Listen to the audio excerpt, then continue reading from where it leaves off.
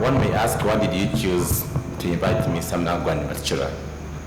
Why did you choose to invite Mr. Mnangaggwa in particular to be your guest of honor, or our guest of honor on our Independence Day? Why particularly him in Africa? Thank you very much. His Excellency Mnangaggwa, because he had invited me for the International Trade Fair, and when we were discussing, when I went to Zimbabwe, when we were discussing, I discovered that the man was out of date as far as Uganda was concerned. This is because he had been here last 1963. I said, no, we must rectify the out-of-dateness. So come for the independence. This is to share, because you can't know unless you see. Especially for presidents, they may not have time to read and all those things. But when he visits, he sees. And then you touch base. Like when I visited Zimbabwe, in the past I saw. When we had just come from the bush, 1986, our economy was very bad. Then Museveni invited me, I went there. I had my teacher, Museveni, Nathan, who had been teaching me in the university.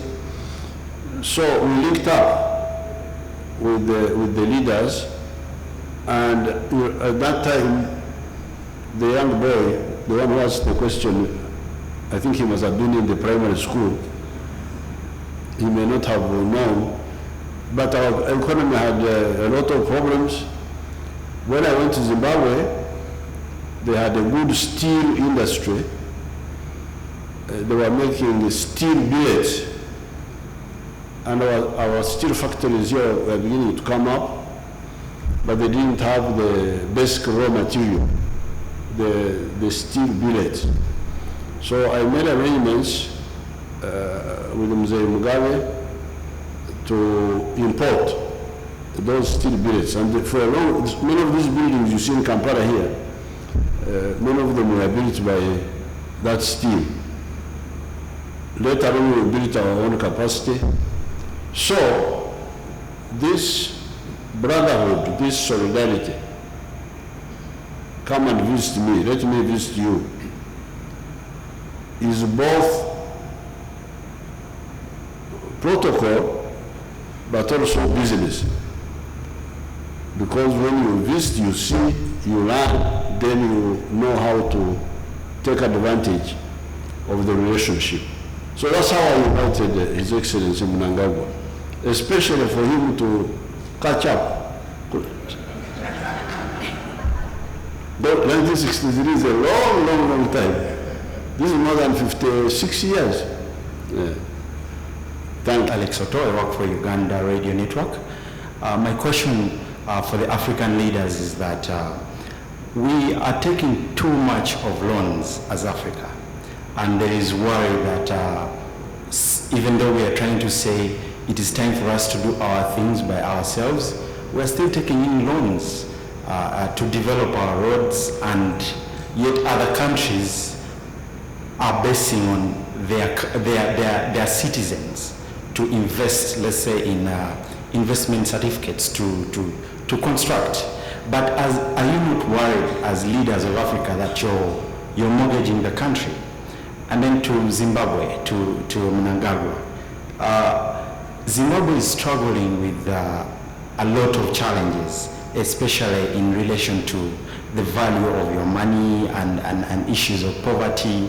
What are you doing as the new leader of Zimbabwe to take Zimbabwe back to its glory that once was? Thank you very much for the question you've put forward. Currently, Zimbabwe is a nation in transition.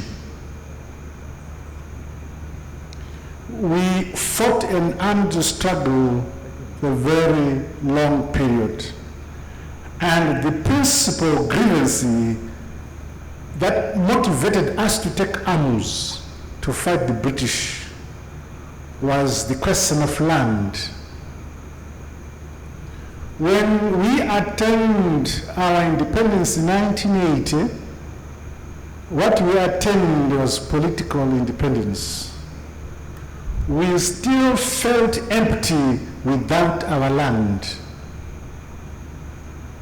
We decided to take our land so we could unite our people with their land, and the land united with its people. To do so, we had to remove those who had stolen our land, the British. As a consequence of that action,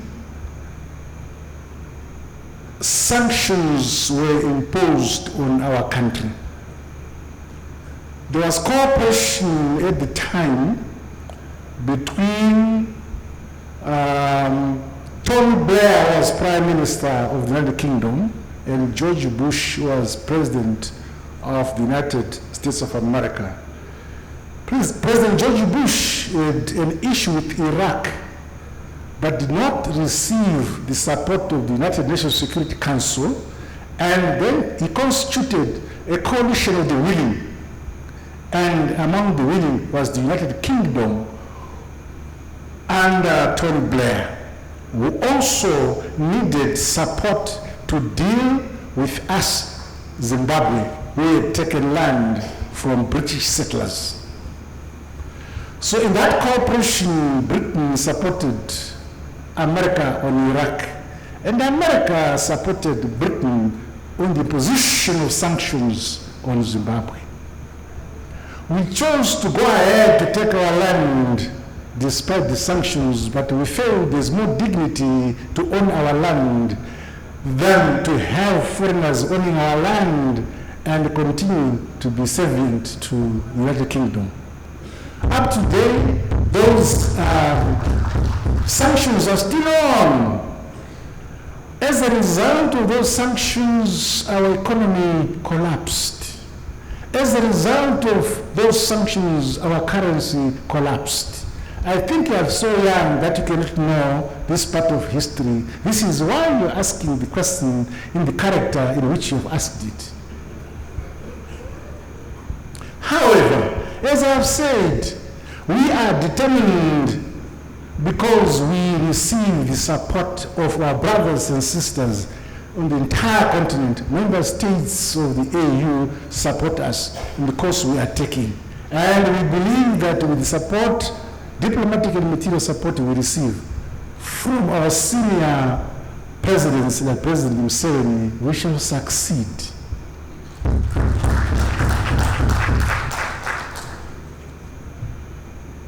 Currently, it is true, Zimbabwe survived up to date because we are focused on our own domestic resources.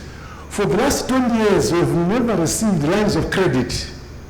Whatever we have in Zimbabwe is on the basis of our own domestic resources, plus both political and material support from our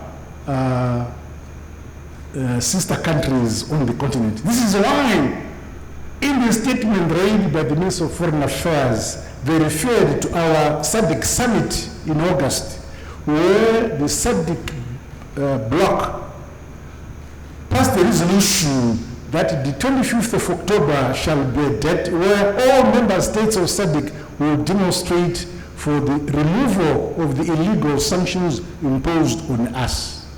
So the challenges which we are facing are not imaginary, they are real. But the background is what I have said. The young man, although I'm not from Zimbabwe,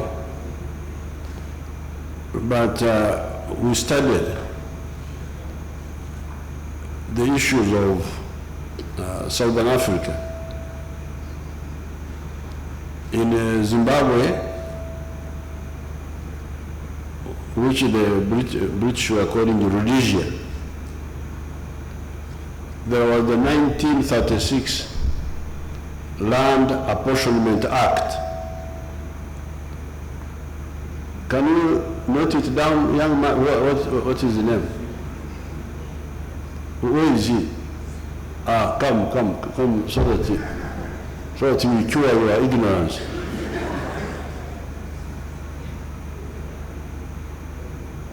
You go on your computers and you look for the Land Apportionment Act of 1936 of Rhodesia, what they are calling Rhodesia.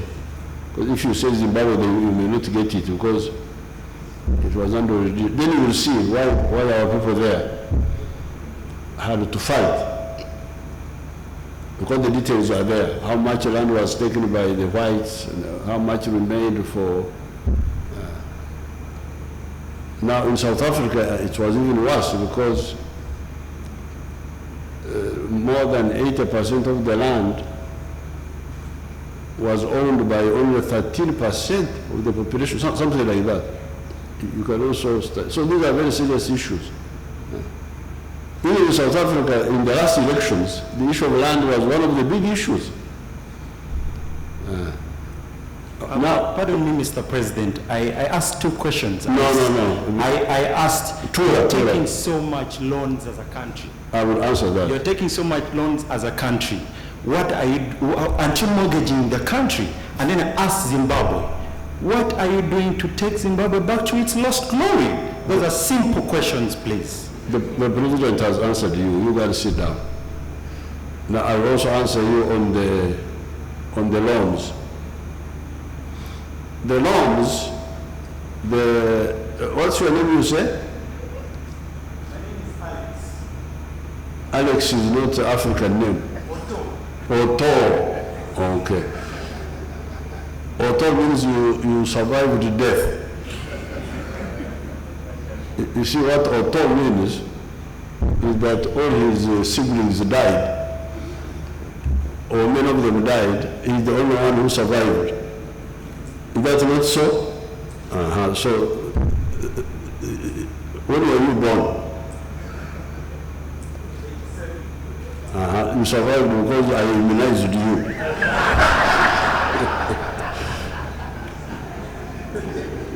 Because his name means that Otto in Acholi, in northern Uganda, it means somebody who followed others who died.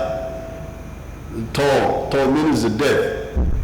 So Otto is the child of death. So this one survived because I immunized him. That's how he's here talking now. Now the issue of loans. We have taken some loans,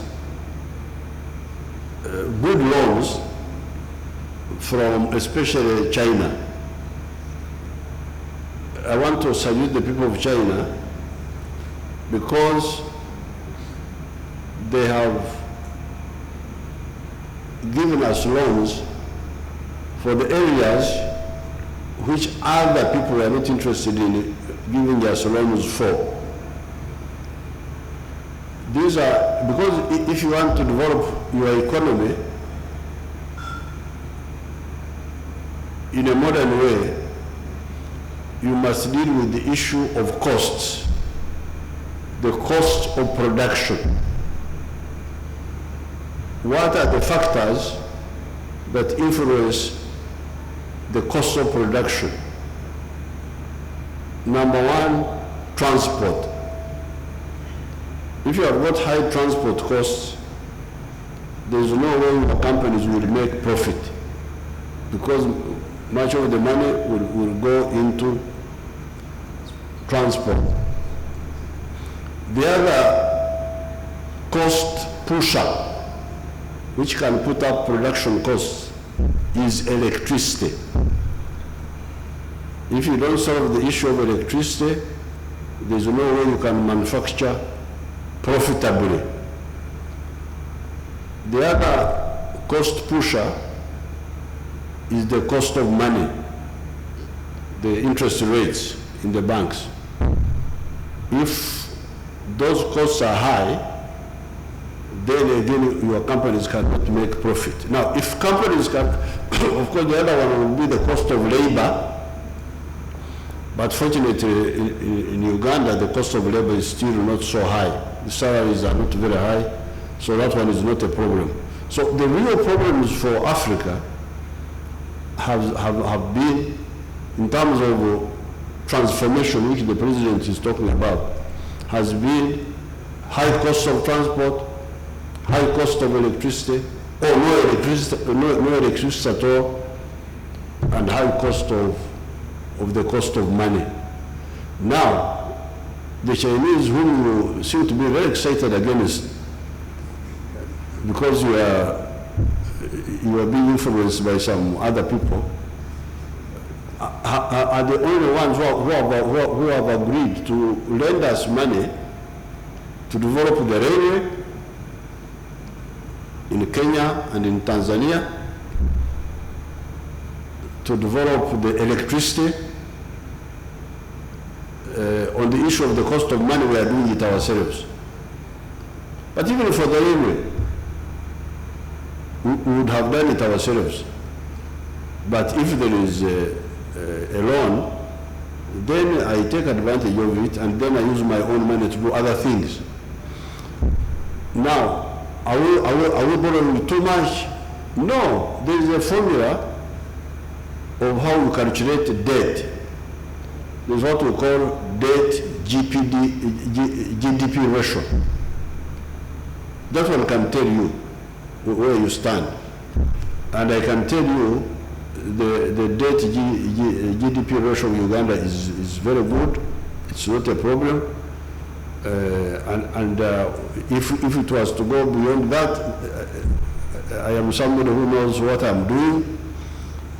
When I wanted to borrow for the railway, I had agreed with some of the Chinese companies to borrow for the Ayago Dam, but when it became the railway and the dam, I said no, let the dam wait, let's just concentrate on the railway. So there's no danger of too much borrowing, and we have a lot of resources which we have not yet tapped in. Our oil is there. Very soon it will start flowing. So you should not develop blood pressure for nothing. You don't have to worry about the debt burden. Well, mine are two questions. One in regards to the free trade area. You go what? In regards to the free trade area, the free trade areas. Mm-hmm. And secondly, also in regards to, since we're celebrating independence, of late, of course, there's a looming concern that we are celebrating independence, but then there's a different scramble and partition for Africa. You know, different parties, international companies are interested in coming to Africa, and of course with intentions of bringing technology, improved infrastructure. Now, as we celebrate independence, what is the possibility of us taking advantage of this attraction that they have to Africa to benefit us better, instead of them, citizens being concerned about us being trapped in some of these MOUs? And then the second question is... Being trapped by the foreigners. Yes, trapped by foreigners. How do we best take advantage so that we, instead of them taking advantage of us, we take advantage of them, because it is a good thing. And then secondly, in regards to the free trade area, well, this will sort of remove the boundaries, because we expect different citizens to cross across different countries and participate in trade.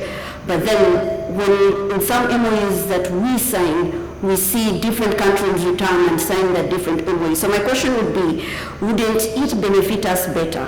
Or is there a possibility of having the different member of states and our leaders have a strong MOU as all of us, the different countries, so that we can be able to benefit more, or probably even take advantage of some of those different MOUs? Those are my questions.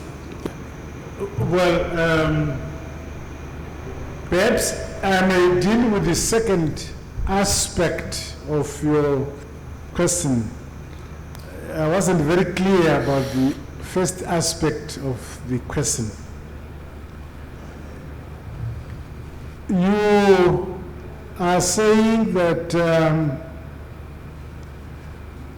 we should take advantage of those who wish to invest in our economic jurisdictions.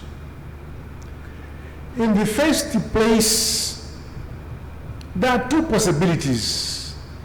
In economic development,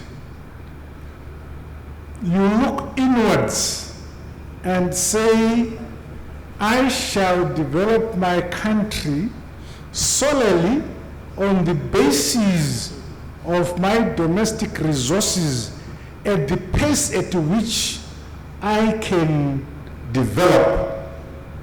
Or you become international and say, instead of inventing wheels where technologies are already have been applied elsewhere, you bring them into your jurisdiction to leapfrog your economic development. You have to make a choice.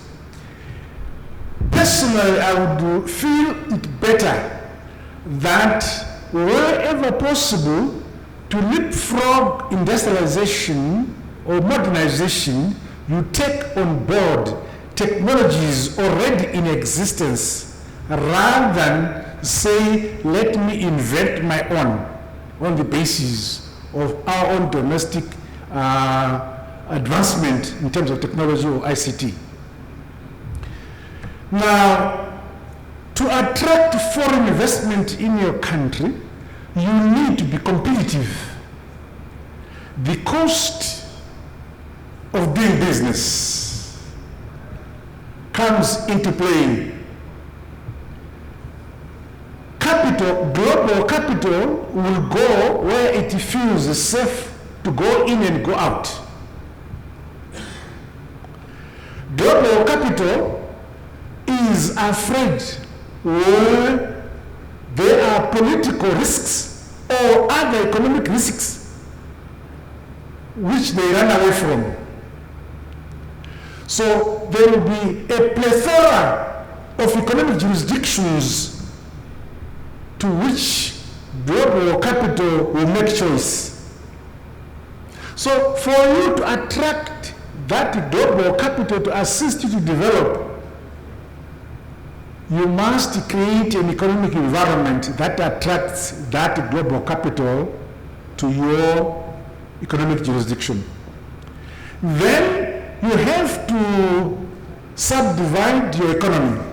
It can't be one size fitting all. You look at agriculture and say, in agriculture, how do I modernize my agriculture in terms of mechanization or in terms of productivity per hectare? And you look around and say, we have done better in this field. If it is possible, you link yourselves to those who have already done better than yourselves and attract them to participate with you. You can then look, say, at energy. Various countries have various resource endowments in our respective countries. And again, there is no one size fitting all. It depends on the possibilities in your own country and so on. Then you make decisions. You can look now at infrastructure. His Excellency President Museveni has said, in developing some enablers to develop your country will include things like transportation. You need to trade. Yes, you may trade one district with another, but that is very limited. Or one village with another, that is very limited. It is necessary to trade with other people in order to access the type of reserve currency you want yourselves to acquire or procure technology and skills into your own jurisdiction. So because of that reason, this is why Africa recently, we acceded to the African Continental Free Trade Area. That's the same vision which the current crop of leadership in Africa have come to agree and say, this is the way to go. We must cooperate that way. Let me look at Zimbabwe in particular. I have said Zimbabwe is a country in transition. For the last 20 years, all the Brentwood institutions have blocked. Up to today, Zimbabwe cannot access any lines of credit from these international institutions like the World Bank, the IMF, IFC, and so on, African Bank and Africa. All those institutions are restricted by the major shareholders, stakeholders in those institutions, and this happens to be the major countries in the West who have imposed sanctions on us. So, for that reason, we must look to those countries or entities or organizations who have not imposed sanctions on us.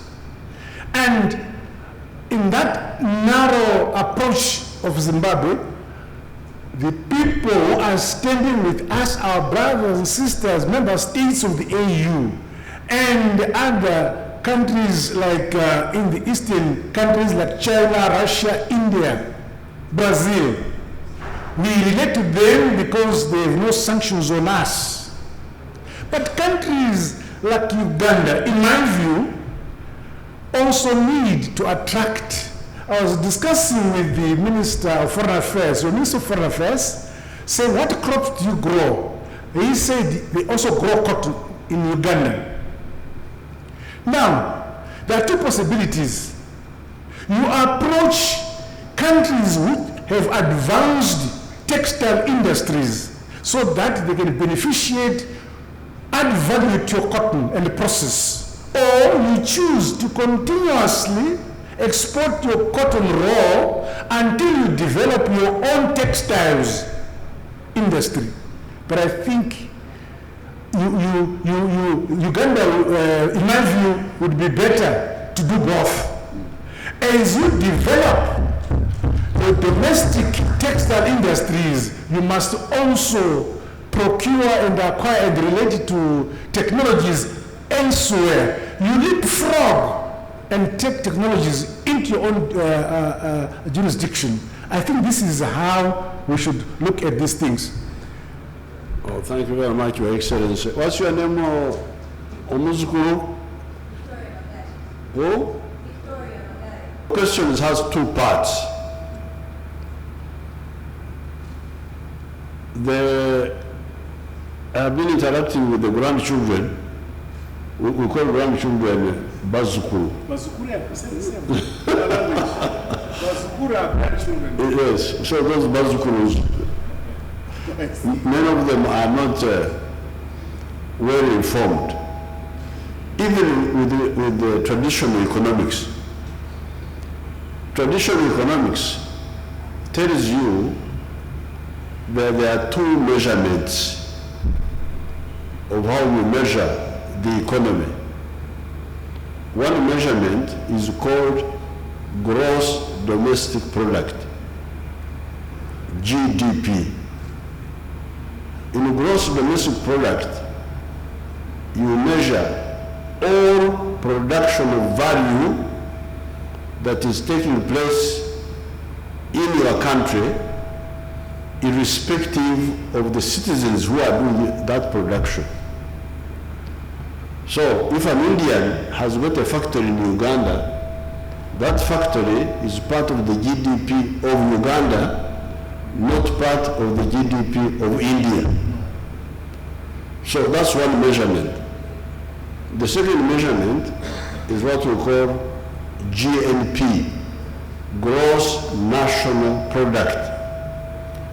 That measures the value of the wealth of your citizens when they invest here or they invest outside. So for the countries to develop, you should develop both. In fact, one will help the other. Because you see, for instance, if the Indians come and invest here, first of all, they employ Ugandans. By employing Ugandans, they are giving them money, they are paying them. Now, these Ugandans now start saving from their earnings. And they also start their own investment. Now, what they invest will be both, what the Ugandans invest will be both GDP and GNP. So, you cannot, a country like China, if Uganda study China, China now has got a GDP of about, I think it's like 13 trillion. I think it may be about 13 trillion. You study how much of it is GDP. All of it is GDP, but how much of it is GNP by the Chinese only?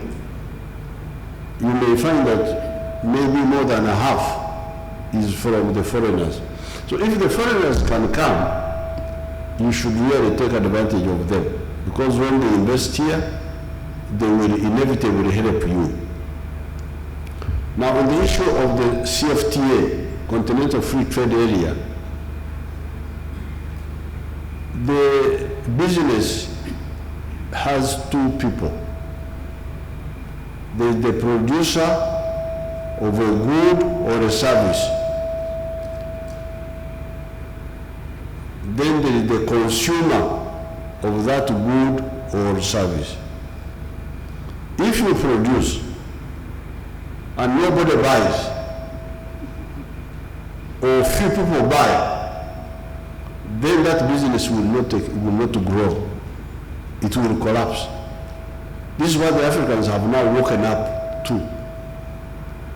The life and blood of business is you produce, somebody buys.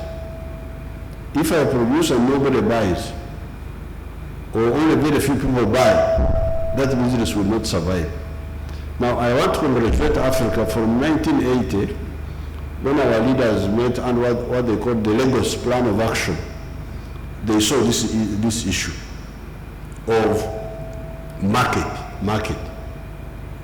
You can take a country like China. China has got a population of 1.3 billion people in one country, which means they have got an internal market of 1.3 billion.